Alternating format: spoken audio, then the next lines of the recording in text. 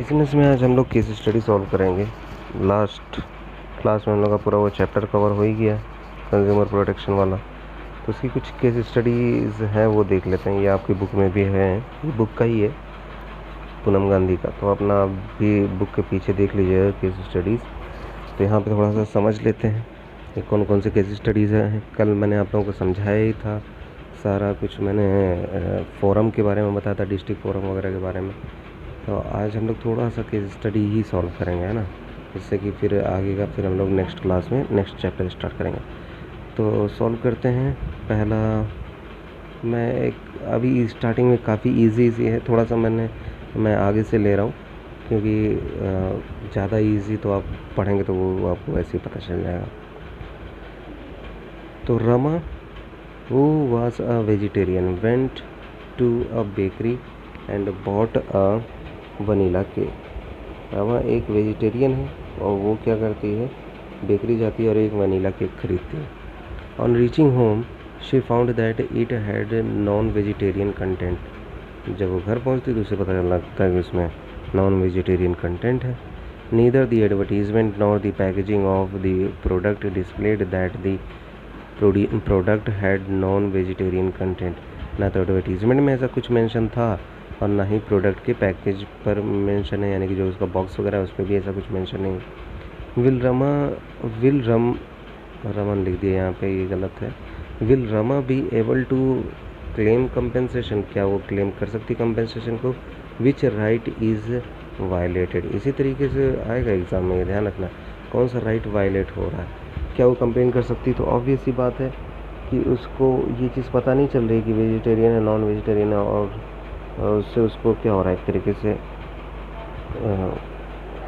उसको नुकसान ही है।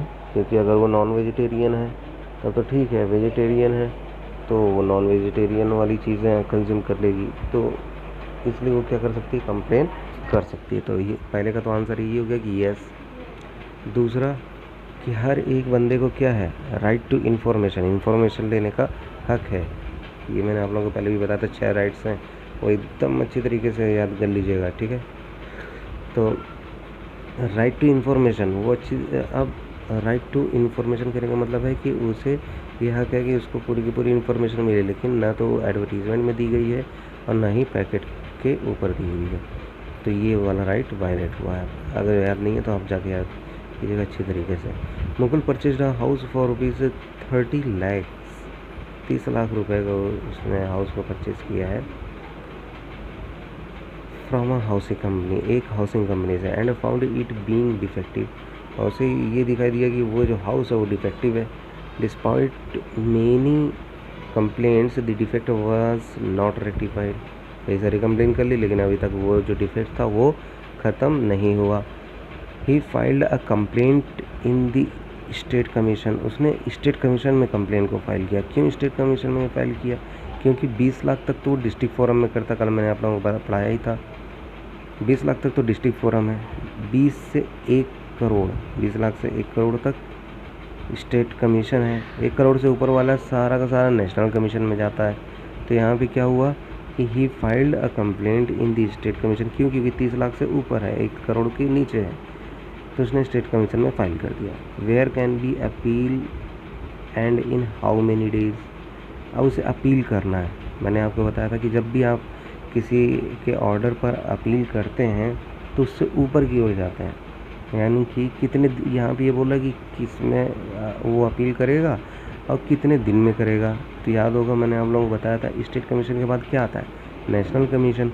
तो वो कहाँ पे जाएगा, नेशनल कमीशन में जाएगा, लेकिन कितने दिन में, विद इन 30 डेज़। ये सब मैंने आप लोगों को पढ़ाया है, अभी कल के ही लेक्चर में पढ़ाया। तो आप नहीं देखा है आपने तो कल का लेक्चर देखिए, अच्छी तरीके से याद हो जाएगा और उसमें फिर आप ये कर लोगे। Name the consumer court, name the consumer court where the complaint will be filed by the consumer. तो आपको ये पता करना कौन से ऐसे कोर्ट हैं जहाँ पे कंप्लेंट आप फाइल कर सकते हो। एक तो डिस्ट्रिक्ट फोरम है और दूसरा स्टेट है और फिर तीसरा नेशनल है। इस पर बहुत सारे क्वेश्चन आते हैं, इसीलिए मैं इसी टाइप के पॉइंट को उठाया हुआ। नेक्स्ट देखते हैं। नरेश परचेज BMW कार उसने परचेज़ किया और वो भी कितने का, 50 लाख रुपए। ऑन इंस्टॉलमेंट, और इंस्टॉलमेंट पर 50 लाख रुपए की खरीदा। इसका मतलब 20 लाख से 1 करोड़ के बीच का मामला है। He found that engine of the car was defective, ठीक है, इंजन ख़राब था, उसने ये पाया। Despite many complaints to BMW Motors the defect was not rectified. बहुत सारी कंप्लेंट भी कर ली लेकिन अभी तक डिफेक्ट को रेक्टिफाई नहीं कर पाया। He filed a complaint in state commission, उसने स्टेट कमीशन में कंप्लेंट को फाइल किया, but was not satisfied with its order. तो स्टेट कमीशन का तो मैटर था, फाइल किया, लेकिन अभी वो सेटिस्फाइड नहीं है। Where can he appeal and within how many days, तो कहाँ पे अपील करेगा फिर अपील करेगा वो नेशनल कमीशन में, और कितने दिन में, 30 दिन के अंदर अंदर। चलो नेक्स्ट देखते हैं। A farmer purchase the seeds worth ₹20,000 from Bharat Fertilisers for agricultural purposes. Farmer ने एग्रीकल्चरल पर्पसेज के लिए 20,000 की सीड्स खरीदी भारत फर्टिलाइजर से। The seeds were costly as they were of hybrid variety, seeds costly थी क्योंकि वो हाइब्रिड वैरायटी की थी।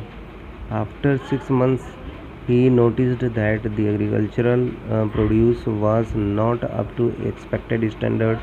6 महीने के बाद उसे ये पता चला कि यार ये जो चीज़ थी वो हम एग्रीकल्चरल प्रोडक्ट था, ये हमारे एक्सपेक्टेड स्टैंडर्ड पर खरे नहीं उतर रहा है। He reported this matter to the seller, seller को उसने रिपोर्ट किया, but he refused to accept the liability, लेकिन उसने मना कर दिया लायबिलिटी को एक्सेप्ट करने में सेलर ने।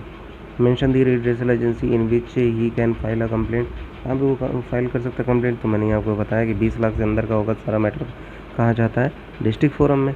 डिस्ट्रिक्ट फोरम में कंप्लेन कर देगा।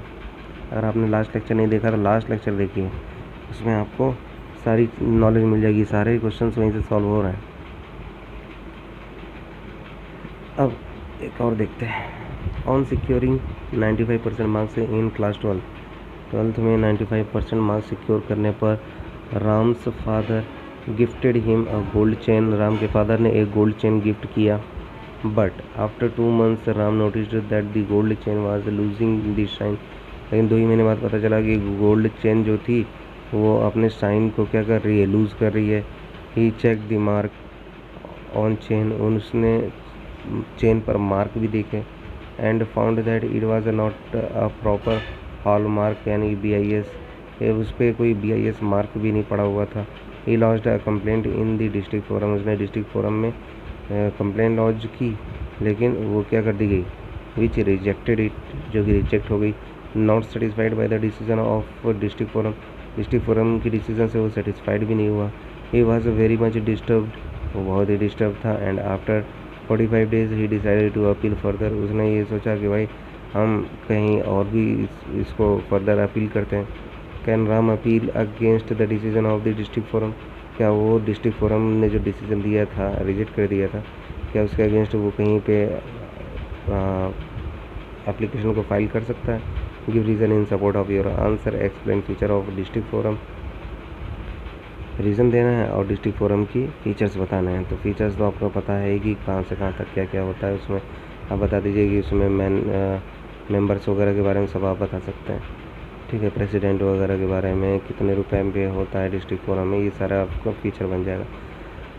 तो क्या वो अपील कर सकता है? नो, क्यों नहीं अपील कर सकता? सबसे बड़ा रीज़न यहाँ पे निकल के आया क्या, कि 30 दिन के अंदर अंदर अपील वो कर सकता था, ठीक है, लेकिन आप ऊपर देखिए, ऊपर क्या लिखा हुआ है, 45 days के बाद वो डिसाइड करता है कि वो अपील करेगा। लेकिन कब तक करना था उसे? 30 दिन के अंदर अंदर अपील करना था, ठीक है। तो ये था इसका पूरा सोल्यूशन। अब चलो अब इसको और देख लेते हैं। On the occasion of Dhanteras के ओकेज़न पे mister Akash went to market for purchasing utensils, market जाते हैं और यूटेंसिल्स खरीदने के लिए, बर्तन वगैरह। ये bought pressure cooker from a shop से उन्होंने प्रेशर कुकर खरीदा। The shop was overcrowded, shop जो थी वो ओवर क्राउडेड थी, यानी कि भरी पड़ी थी, भीड़ थी उसमें, ठीक है।